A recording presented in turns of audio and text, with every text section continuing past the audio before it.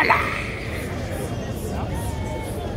Dépôt ya Minduki retrouvé Wapi na Kundelungu avec plusieurs tenues yaba M23 et quelques Rwandais na kati ya Kundelungu.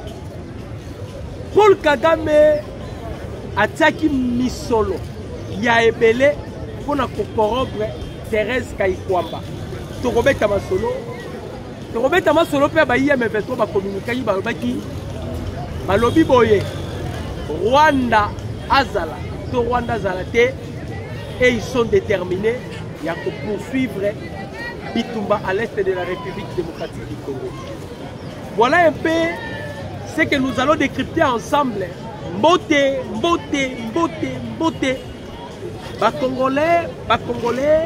Congolais de père et de mère.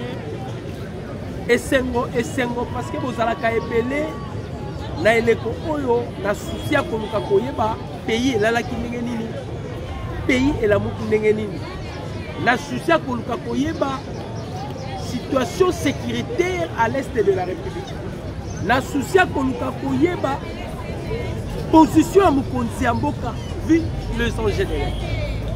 Toye liboso na bino, liboso ya ba poste téléviseur na biso, liboso ya ba téléphone na biso, toye poto solo là sur les actualités politiques de la République démocratique du Congo. To solo la pona mboka na biso, to beta masolo ya mboka na biso.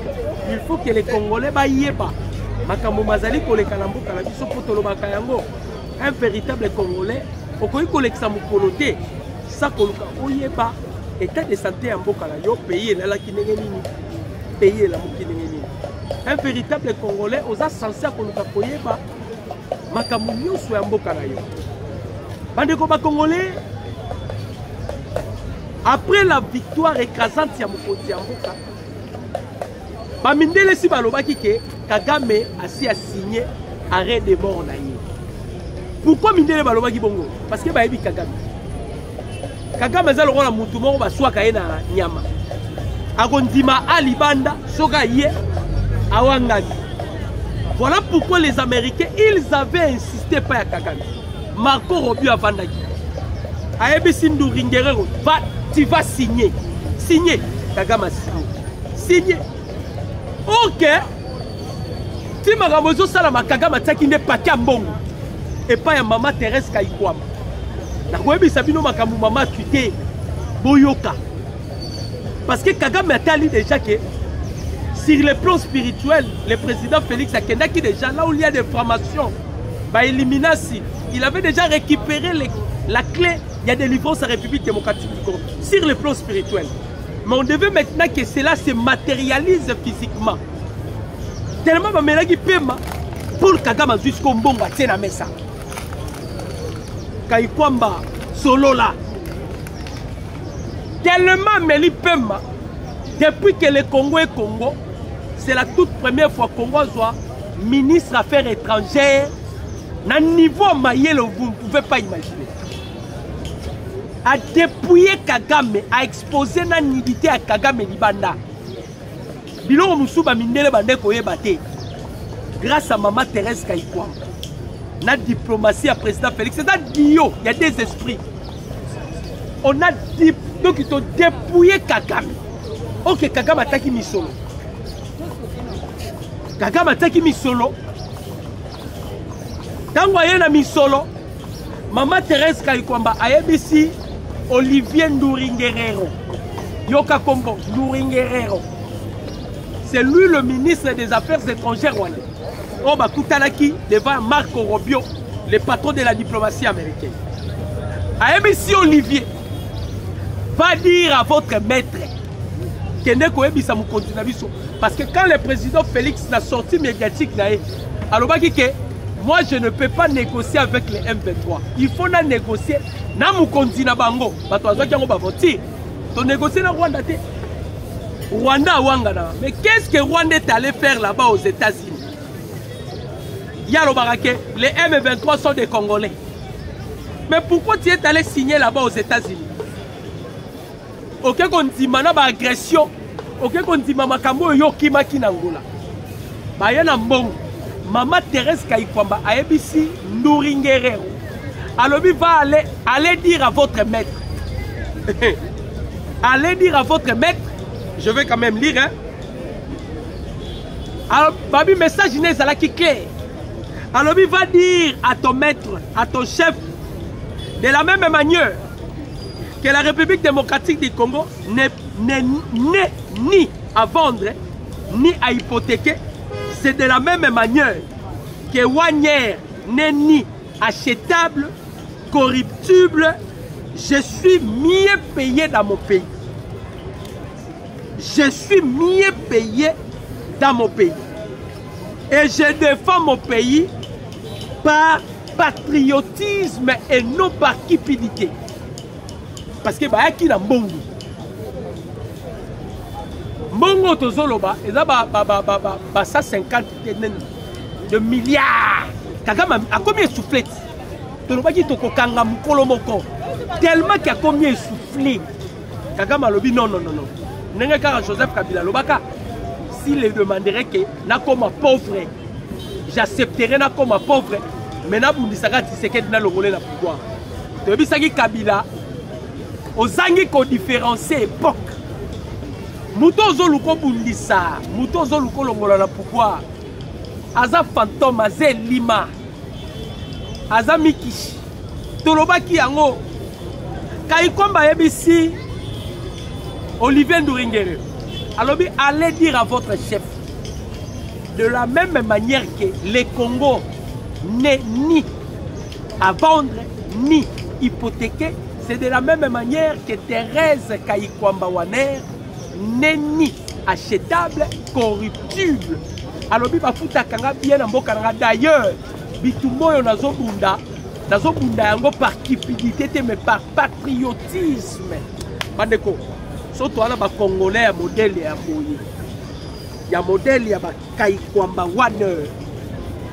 Quelqu'un qui a la peau blanche mais elle a le sang congolais. Elle a le sang congolais. Vous sentez que quelqu'un qui a un souci beaucoup. Toloba qui le masque va tomber. Vous savez que lorsque Joseph Kabila a yaki na Goma, c'était pour corrompre le M23. Parce que jusque-là, il y a encore des affrontements et ça n'a pas qui lobby du tout. Mais il y a ma casse. Ma M23 si baloba qui est appui ou sans appui, il y a Rwanda, bango va continuer. Tant que bango va continuer, c'est par rapport à Mbongo au Kabila qui peut ça. Mais ce qui est plus grave, Bandeko, et dit qu'à peine accueilli pour ça la perquisition na Kundelungu.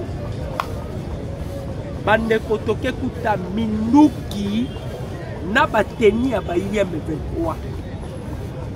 C'est-à-dire, la Bible Lobaka, s'ils forment des projets contre vous et cela ne vient pas de moi, et Zalani les santé. Bateau va préparer qui va pour la façon vous ne pouvez pas imaginer. Kundelungo est la ferme il y a Moïse Katumbi. Et vous allez directement comprendre que Moïse Katumbi et Joseph Kabila travaillaient du mèche. Travaillaient de mèche. Bango nyonso bane ko sala mutu na mutu aswa ki espace na point na ye. Mutu na mutu aswa ki espace na point na ye selon les responsabilités qui attribuées par la France. Parce que les derniers ennemis de la République démocratique du Congo, c'est la France et Luxembourg. Presque tous les pays aussi to longa ki bango sur tout le plan. Ma pays est belé si to longa ki bango. Maintenant la France, c'est comme si bana ba lien moko boye pirement occulte entre la France et le Rwanda. Je vais vous dire une chose. Lorsque les Rwandais, les M23, avant Basala à Sona Bango, na borne 12 et 13, la 17, il y a Goma pour que Bakota na Goma. Vous savez que Emmanuel Macron, par des conversations téléphoniques avec le commandant suprême, le président Félix, ils avaient exigé au chef de l'État de s'adhérer à la formation. Macron a dit une fois qu'on diminue, Tosolo la makambo na kimia et tout ça passera na kimia nyonso.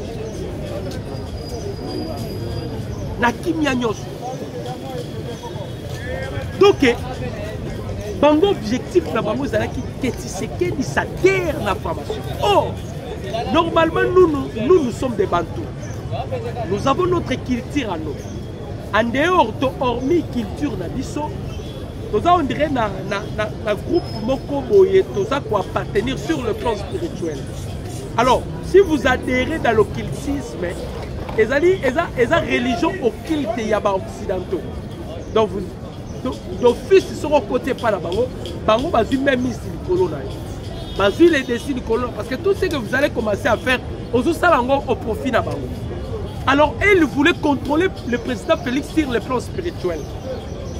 Parce que pour renverser une personne, ou pour renverser Empire Moro Songolo, on commence d'abord à renverser les responsables de cet empire sur le plan spirituel. Et loko ba mindele ba deko luka, ba luka président Félix. Ils ont cherché à bayeba, ils se cachent où sur le plan spirituel. Comme ils avaient la difficulté d'entrer en contact sur le plan spirituel, ils voulaient maintenant utiliser que les chefs de l'État a qu'elle ne s'adhérer. Parce que on a dit déjà que si on récupère Goma, ça, et qu'on a le roi va asphyxier le président Félix, et le chef va s'incliner à rencontrer la bêtise là-bas. Or, le chef était catégorique. Aebisaki Bango. Alors, si bon suis babani nyoso, attends la porte à Oya. Moi, je ne négocierai pas.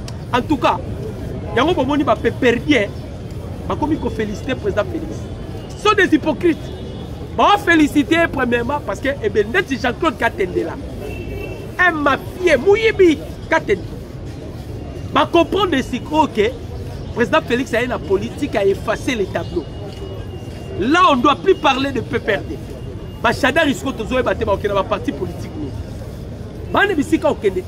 Parce que le ministère de l'Intérieur, si ça qui retrait agrément à PPRD, quand on dit qu'ils sont suspendus, retirer qui agrément là-bas. Sans position. Parce que Batouan n'a pas qui dans le système, mais les chefs avaient à Boyaki. Alors, les Français, aux hommes français, bango ne va continuer à entêter ntabamande fuana ntabawana ko ya koko amande fuebele wana mutu qui se compare ya responsabilité na ye Katumbi ya se fasaka Katumbi ase fasaka Katumbi azana depio na ye so bomoni bisika nyoso bato ba OK ko se réunir ba sala ba réunion occulte auto benga ba messe noire contre la République démocratique du Congo. So omoni Jean-Claude Vouemba, omoni na oyo sob ingénieur onani, Franck Diong, ces deux personnalités là, bango ne ba incarnera Moïse Katumbi. Batola mi balé de Moïse Katumbi. Parce que Moïse a essayé pas ça, mais aussi Moïse la met dans les sacs. Nenga Kabila kozonga lisusu Congo te. Moïse aussi, il risquerait de revenir au Congo. Parce que ça la perquisition.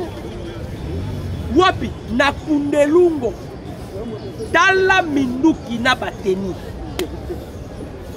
Dala Minduki na bateni. Bakangi kutuna batuna kati lisusu kuna. C'est-à-dire que ko rêver tellement Kabila fait un calcul. Parce que Kabila fait Kabila ça on va calculer. À l'Assemblée nationale. Oh, moi, je ne peux jamais vous dire au revoir. Je vous dis à bientôt. Oh, bientôt. C'est l'homme à Kabila. Alexis Tamboué Mwamba, Janine Maboul, ah, il sait que Dieu saute au PC pouvoir. 2 mois, 3 mois, tu ressortis. Ce qui 3 mois, 6 mois, mais 6e mois, les 4 c'est que il faut sauter. Kabila vanda pena 1 mois. Avandi 2 mois. 1 année. 2e année. Kabila bitete. Pomela bimala ke sala thèse. Bobima ko kene ko sala thèse. Ndeke akenaki ko sala planning. Conception ko sala rébellion. Baya zonga la pouvoir. Mais nyonso basali à connivence avec la France. Hein? À connivence avec la France. Nyonso basali. Tala Bakatumbi. Sango Bakatumbi. Quelqu'un qui ne parle pas. Il est donc à même on a raté. Il y a Bimaki Kaka. Lorsque Batine la Kebiso Ronnie Jackson a faux émissaire, il y a Donald Trump. Mais lorsqu'ils ont su que maintenant que Donald Trump a décidé à Kotinda, son conseiller principal, Bolos Massad, Bakeina Bachole na Poto, je vous avais dit, Katumbi, ils ont déboursé beaucoup d'argent pour empêcher seulement que les accords et à la technique entre la République démocratique du Congo et les États-Unis. Ok, Bango Baouluga va bloquer les États-Unis à Zotalande Chine. Naïbi Sagibino avant-hier, Chine a sali 10G, 10e génération. Ils sont dans la 4G, mais Chine a commis dans la 10G. Alors les Américains vont tali balobi biso photo bundara na Chine. Photo bundara Chine, il faut maintenant ba taxe ne bobi Donald Trump a bandé comme ta taxe. Maintenant Trump avait dit ceci. Quand on a sali décret, ici président Félix, vous devez étouffer maintenant l'influence chinoise. D'ailleurs, on n'a plus besoin des Chinois. Quand on va les Chinois va sali biso. Ba Chinois va tegeli biso ba CH4B. Ba drone. Mais pendant la nuit, Chine a quelque chose, les anti-drones appellent si Rwandais. Donc, il y a combien de ça dans business. Et le président Félix avait aussi, dans la proposition américaine, ça a bon. Maintenant, Bakatumbi, tellement qu'ils étaient, qu'ils soient faits, parce que Bato va réunir ça qui bango, c'est toujours la 5 ans. Si vous allez vous souvenir, concession Katangé Zouana, concession Katangé Zouana. Parce que Batala qui est opposition, Batala opposition, opposition est faible. Fayoulou Tobi Sarabino, ce n'est pas un opposant, un opportuniste. Botala Enenga Limo na Sénat. Tolobaka Zara opportuniste. Yenenga Zana a Kotikala Kozalata Bourgoumestre, Yakimbatekete. Bourgoumestre Kimbatek, a Kotikala Kozwangote. Parce que ceux qui sont là Batu, Oyo Mukonzamboka, a Pesaka Loboko ya Yambo. Les Afayou. Abi moi nama il y a 4 travail. Mais il y a ceux qui ont avancé. Dans la nuit, Francky Diongo, Bandeko Congolais, les langues vont se délier. Francky Diongo, moi je le suis. Vous voyez que Francky Diongo, Rex Kazadi, parmi Batoyo Paul Kagame Bandeko travailler là-bas. C'est-à-dire, lorsque Kagame avait décidé que Moutounion soit Bima, que le monde sache que ce n'est pas seulement Kagame qui tue les gens à l'est de la République, mais qu'il paye que Batou peut pas pour est Baza. Voilà pourquoi vous avez vu Rex Kazadi à Bimaka, vous voyez qu'il y a Francky Diongo. Mais Francky Diongo, lobby à lobby, a exhorté Kabila. Kabila a exhorté à choisir l'Inde. A Luka exil naye, Uganda boy Joseph Kabila. Kenya boy Kabila. Ouganda boy, la preuve, vous avez suivi le fils de Museveni, Mouoz. Abi Kabila, vous êtes page à tourner. Et ça m'a séquité. Museveni yé mon koto. Massa de Bolos à Kekuna. Tant que Bimabi, tu as déjà que Bossani Bakor na RDC. Mais pour lui satisfaire que d'abord ça na Ouganda na Rwanda. C'était Museveni qui avait déjà plein. Kabila n'a choisi là dans le exil. Sera au Kenya il sera au Kenya wapi. Auto ba pays nyoso frontalier oyo baromi ko banga parce que trop pa otala musika mboko ko yambaka Kabila nga America tsebino na liste donc président du problème.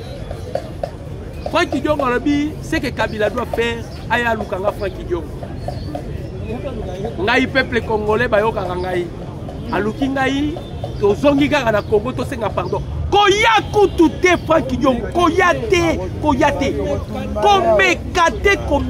Komekate. Nanga ye wana zongi na raison. Kabila qui cherche maintenant la tête de Nanga, pourquoi?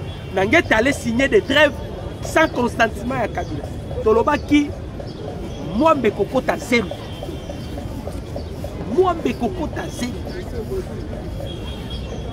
Et puis, Bamindele Bango Moko bazo réfléchir.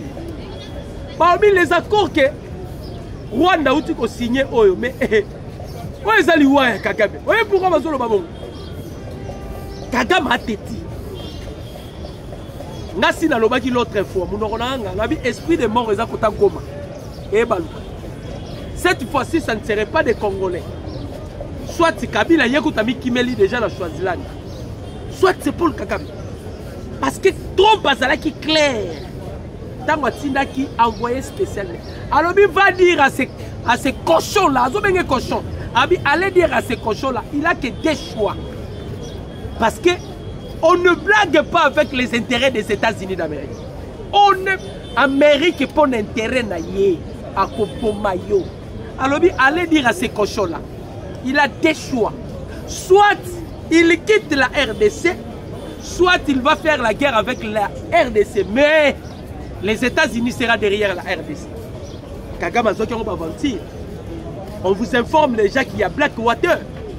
Blackwater, Bayena Walikali. 4000 hommes. Blackwater, Bayena Kisangani. Et ce qu'on Kabila, Bayena, il faut rêver. Avant qu'ils ont rêvé. Va disposer parce que les États-Unis veulent maintenant investir dans le Congo. Dans le Baki Nabino l'autre fois, les Américains ont décidé pour qu'un ambassade d'Union soit Afrique. L'ambassade de Moko Bazobengango Afrique comme Awa na Congo. C'est ce qui fera que pays Union soit dans la contact avec les États-Unis doit passer par la RDC. Alain Jia avait déjà dit que après Moupepe Oyo, le Congo sera le premier pays le plus puissant en Afrique. Alain Jia, c'est un Français, un membre de DGCI. Alors Bakayango. Alors il va te poser la distraction, tu sais qu'il y a combien déjà puissant. Dans l'accès Bino, lobby image. Comment les chefs d'État à Yambaki Lorenzo, vous sentir Sengo, vous se sentir que cette fois-ci je suis capable. Maintenant, quand tu ne pas continuer la liste, parce que tu as manduki, tu as teni, donc il va tout penza surtout. L'autre fois, objectif il y a guerre, il y a Goma, et pardon, objectif il y a Paul Kagame et Joseph Kabila, Bakatumbi. C'était pas Goma Bukavu. Jamais. Baneko visait et l'oko moko. Les grands Katanga. Parce que pour Nabango, si on peut asphyxier le président Félix, on doit récupérer Katanga. Parce que Goma, on a bangi ça. Maintenant, lobby, oh, nous sommes maintenant incapables. Les avancées ne sont pas là. Carence d'abord. Magbongo Ezate. Les armes Ezate. Jatani a dévoilé Kabila. Aris Jatani, il y a As. Alors bien, il y a un bateau moko. Bateau moko, qui est un bateau, on a besoin de la perquisition. Bandeko. Na bateau, baza pe na ba aner na ba demia, baza ba suspect. Pourquoi? Mutuana lobika makambo bateau. Kaka bateau ko ke na perquisition. Bateau eziki yango moko. Donc c'est que Babomi batras. Babomi batras. Mais tu ebisa kaba Congolais puis tu bandi ko ebisa tozo ebisa pe ba Congolais. Nga na continuer na ko lembate na ko continuer à koloba. Pendant ce temps, il faut chercher des scripteurs. Bassa la monument pour la Tshisekedi. C'est un héros vivant. Parce que Kagame biso to ebina biso déjà. Il y a la loi mosaïque, vous le connaissez bien. Celui qui tue par l'épée périra par l'épée. Kagame wana makila ba Congolais ezobalole mutu. Ezobalole mutu. Et les 100 Congolais réclament la vengeance. Ils ont réclamé Eloko Moussousou des vengeance. Voilà pourquoi les chefs de l'État Zalaki déterminés quand ils faisaient sa diplomatie. Mukonzambo Kazalaki déterminé. Awaki na okena Kagame tina suka. Tokena ena tina suka mais lobi toyoka zo sala déploiement. Ba konti suki ba kota ba kibati kuna. Ba konti les sous belé. Et puis hier il y a encore eu des affrontements. Bitumbe Zalaki lobi makasi entre les Wazalendo et les M23 parce que ba M23 ba lobi Rwanda peut sa soutien ba peut sa soutien té. Bango baza kuna té. Bobo Sanate, il n'y a que 7 jours. Hein. 7 jours. Ba signé. Marco Robbie Simbi Ndurungerero. ABC. Moni Maramba Outo signé. Oh, tu vas signer. Soit tu Rwanda, soit tu Rwanda Rosalati. C'est à vous maintenant de Makambu au sérieux. C'est-à-dire, le Congo, on a eu maintenant cette indépendance parce que dans la qui sous-tutelle, il y a un nilotique. C'est Kagame qui contrôlait l'Est de la République. C'est Kagame qui faisait tout. Donc, Kabila, Azalaki Magenya, Azalaki sécurité Moroba Ninja, Azalaki Ninja. Tout c'était Kagame. La preuve, le président Félix Baouti qu'on soit confrontation à Kagame. Kagame a sali point de presse à l'Obini. Alors, bonne gouvernance c'était dans le Congo. Et ça parmi les Américains qui ont signé ça Kagame. Si Kagame signé dans l'intégrité, la souveraineté et l'intégrité territoriale de la République démocratique du Congo et sa gouvernance signée. C'est Kagame. Désormais, là c'est les Américains. Il y a la bisoli solo ba FDLRD. Oh, ba FDLRD. Katama solo. D'ailleurs, Makamba Congo. Et continue les sous-soutés. C'est-à-dire, ça la vie na yo, ya Rwanda. Tika ba Congolais, ba émerger, Makambu na bango na ndenge na bango. Donc, Monisiko a autobadi ba perquisition. Nous vous informons déjà bientôt là, tous sont à l'issue de la GLM. Toloba que toutes les concessions, il y a Joseph Kabila et qu'on a la vente aux enchères. Basali perquisition, tu suis biloko amabe et puis tu tiens en vente aux enchères parce que l'État va bénéficier. Tu peux ça qui Kabila vit, mais tu comprends que Kabila a abouti. Tu peux lier sur quoi vie. À quel qu'on s'est retrouvé dans Mboka Balata Zeboula, Swaziland, dans la place à Kei. Oh, bisogno sotozo kamo. Un sénateur a vu, mais alinga commandé rebelle. Andimi, atiki qui stati à sénateur a vu, alinga comme rebelle. Oh, ça la rebelle d'époque, il y a époque à Tshisekedi. Félix Antoine Tshisekedi Tilo. Oh, bon, ça n'a qui autant de guédé. Babloka, batona nyoso. Si quoi yoto, tout na basango. La 5 ans. Pacte social les awapi. Quand elle a très très à Sango, vous ça la démarche. Eric Sengaya Wangani. Moute batelme et lumbagi sur la telme ote. Batmane ko appuyer biso et zalaki Rwanda. Pays agresseur yamboka na yo Sango. Aucun zumbongo ana. Ah, bato ba mité mama be. Batuni Virgence Mouteba. Parmi les pays ni le bandé européen Sabinombo. Atangi Kenya, Atangi Ouganda, Atangi Nagwa. Et ces 3 pays-là qui faisaient les chaînes d'approvisionnement à la minerai Nabiso. Kenya a bénéficié de lingots d'or. Ouganda de l'or. Rwanda sont des pyrochlores. Le minerai le plus rare au monde, le pyrochlore. Mouyibi. Basala pnaché de. Donc, Oazora Oyo, Oazora Oyo, Oazora Oyo. Sassou, Batikela est basé à Congo et pas Joseph Kabila. Makamba il y a forêt, c'est Sassou qui prenait de l'argent. Edouard Doukoula, Batikela a nini pétrole. Donc Kabila avait amorcelé les Congo. Basango Bazumbongo à Rwanda. Il y a Kenya, il y a Ouganda. Pensez-vous que Batouana Kakenza Bimisara secret? Quelqu'un qui a dit que tout le jour, il a de lancer choli. Il faut il y a photo bimisa na ba secret na. Batuni a de lancer choli. Balobi ba demain so bozo ça les aponani. Oh non, tozo ça la pour la président Akoya. Oh. Président Akoya. OK, ti banayi ko ko ngomona ba opposa, banayi ko yisa opposa nini. Sokati sekeda sengi dialogue.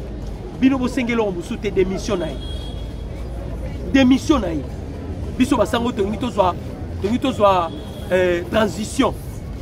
Pour les Français, ils disent que yondo ozwa transition, ma transition. Donc à mon avis déjà mis comme président. Alors ils ont préparé ma kamboula bango. Bandeko. Tshisekedi a roulé bango likolo. A roulé bango likolo. Baké na gauche bo ba bloqué. Bazonga na ba bloqué bango nyonso. Maintenant le M23 logo bazange sika kokende. Oh non. Biso appui à Rwanda, na appui à Rwanda tete okunda kaka. Ndebo mundi bazo continuer, bazo kufa logo basoso. Bazo kufa lokola bazo parce que vous savez bien les Wazalendo ba commis 32 000. Ba Wazalendo ba commis 32 000. Et puis tu as vu ça rabino différence aux ala ngona ba Wazalendo na ba soda mususu. Les Wazalendo sont des victimes. Babomi papa na yena misu na ye, babomi maman na yena misu na ye. Ce qu'ils font là, ils ont vengé Makila, papa, na bango, maman, na bango. Namboka moko na Louis, les RDF babandi qui se retirent. Ils ont bimana boutou pour la Sony. Les RDF qui se retirent, mais les M23 qui continuent de se battre. C'est-à-dire, ils ont mangé moko boy. Mais tous les bayango puis tous continuent kolo bayango. Kagame, il est animé par des esprits de mort. Comme il est animé par des esprits de mort, il va rejoindre Mouzé Laurent Désiré Kabila là où à Okende. Parce que les Américains, ça c'était... Imaginez les États-Unis à le Conseil de sécurité pour l'applicabilité de la résolution 2773 qui a été votée par les 15 membres permanents du Conseil de sécurité des Nations Unies.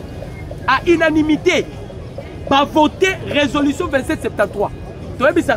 Résolution 2773, c'est ça la clé de notre indépendance. Moi-même, je me pose la question, comment les 15 membres permanents, ils étaient tous à unanimité, bandimiango, pas adopté, pas voté. Tout le monde qui Rwanda, avantage de la résolution 2773, bisotende to créer. Les Américains, ils ont imposé le Conseil de sécurité des Nations Unies à travers aussi la diplomatie écrasante. Il y a Maman Thérèse Kaikwamba que je respecte. On a Zobenga, Poutine numéro 2. Kagame a commis un niveau corrompu.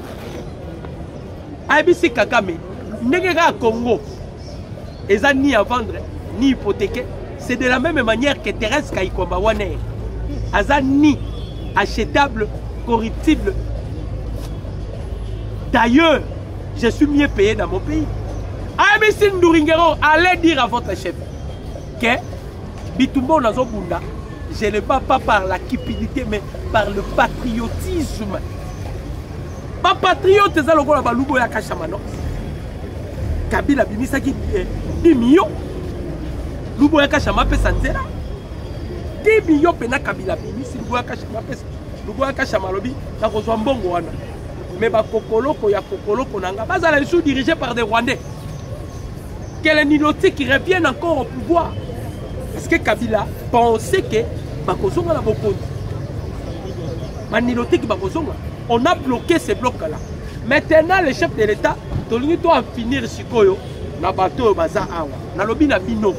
Liste ça déjà. Tous ceux-là qui étaient en contact avec Corneille Nangaa. Parce que lorsqu'il y a eu la chute de Goma, la chute de Bukavu, il y a beaucoup de hommes politiques ici.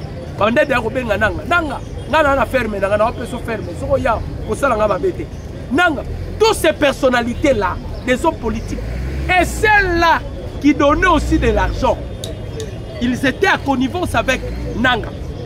Ba répertorier bango nyonso. Nalobi na bino. Les arrestations en cascade bientôt là. Les arrestations. Nanga yemoko lobi, je me suis allé faire la rébellion parce que ma botte là inga carré minier. Batu bakamwe ba. Oh, biso tondo ka sa nanga roloba. Dans ça la rébellion pour libérer les Congolais parce qu'il disait que dans ça la poto libérer les Congolais. Or que ça parce que ma botte là qui est ba carré minier. Parce que ma botte là qui est ba carré minier. Parce que au bomi batu ta famille, à comment les rabis famille n'a pas commis un risque. C'est-à-dire, c'est comme si quelqu'un qui a été envoûté. À ce moment-là, à Salakité, Makila ya ba Congolais. Makila ba Congolais. Ah ouais, Sikoyo, il y a des gens qui seront bientôt là arrêtés. beaucoup de gens qui seront arrêtés. Ceux-là qui n'étaient pas avec les chefs, Basala qui a contact n'a pas ennemi. Tu peux ce exemple, mon corps, donc le musikate, caméra. Ba M23 ba koti na Bukavu, biloko batunyo so bazui mais ya caméra ba baby sate. Ba kangate. Relation ni caméra za na ba M23. Faut qu'on se dise la vérité. Bahati azana hôtel, place ba M23 ndo la réunion. Engagé na ba Rwanda ba kendaka ba koti Rwanda tongo ba ko sala na hôtel na ye. Tolobaki de base qu'ils vont tomber. Yango moni batunyo so ba komi na agitation. Tout le monde est agité. Agitation libosoni. Hey, papa, le paramilitaire Black Water au Congo, précisément la Walikali, na mine ya américain. Entreprise américaine pour ça. Les Américains batali déjà ba site. Tellement bazota 343 milliards de dollars américains. 43 milliards pour l'entreprise publique, 300 milliards pour la nini privée. 343 milliards. Oh, bazota. Papa, Donald Trump n'est pas mon yé Karabongo. A Tiembongo na ye pour M23 ya abebisa. Ah! Yango bebisa ki Kagame, tu n'as que des choix. Soro ligno vivre yo moko. Sori pour ligni mabe la yo moko, vous avez que des choix. C'est-à-dire awa, loko la Kagame, to ki ke batuna e ba continent, nous n'avons pas peur. Tu as déjà que guerre ici déjà. Voilà ça, nyoka bakati mutu mukila ndezoni ngala. Guerre totikali nango za awa na bato tozala bango awa. Oh ba respecterait bango déjà. Bazala qui déjà contact nananga parce que ba yeba qui déjà que Kinshasa ko koya. Nanga les avait promis. Nanga yebisa bango to koya. Moni pero luwa ko mofinga nanga te. Oza soba. Ok signé biloko to yebi mutuna. To yebisa ki pero luwa okolela muno kwa mboka. Non bolelite bokolela. Pierre Loua, on retard la Kinshasa la Majimé. Soit, on est déjà en contact avec le gouvernement belge. On est là qui a l'autre fois. Bazo pour extrader yo awa. Pierre Loua. Bazo pour extrader yo. Franck Yomo, bazo pour extrader yo. Steve Wemby. Surtout yo Steve Wemby. Bazo pour extrader yo. Oh yo, l'issou Jean-Claude Wemby. Bilonio sont dans la Belgique. Parce que cette fois-ci, non pas le baki, je ne participerai pas là où. Bazo beta masolo pour la lokamona kazi. Pour Belgique azaki liboso zoba. Et si ko bazo loka Congo, il y a pas dépendre de Congo. Il y a pas que participer ba loki Congo. Belgique a dit non to sala yi makambo wana trop. Cette fois-ci on ne le fera pas. Tolobaka yango mais de fois bandeko ba congolais. Pouvoir oyo bandeko ce pyréma spirituel. Si vous allez vous souvenir encore ba Belge bazwaka ba ustensile na biso awa bazwaka ba lino ba Lumumba bazwaka ba biloko bele bakendaka nango même masque moko ka Congo bakendaka nango.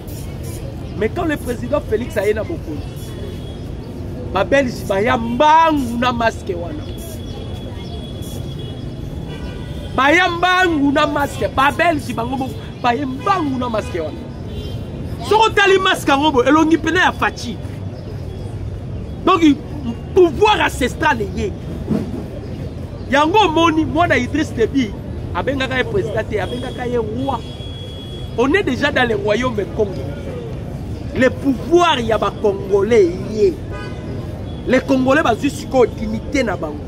On doit maintenant écarter tous les ba infiltrer dans l'Assemblée nationale. Bango tout aussi là na bango.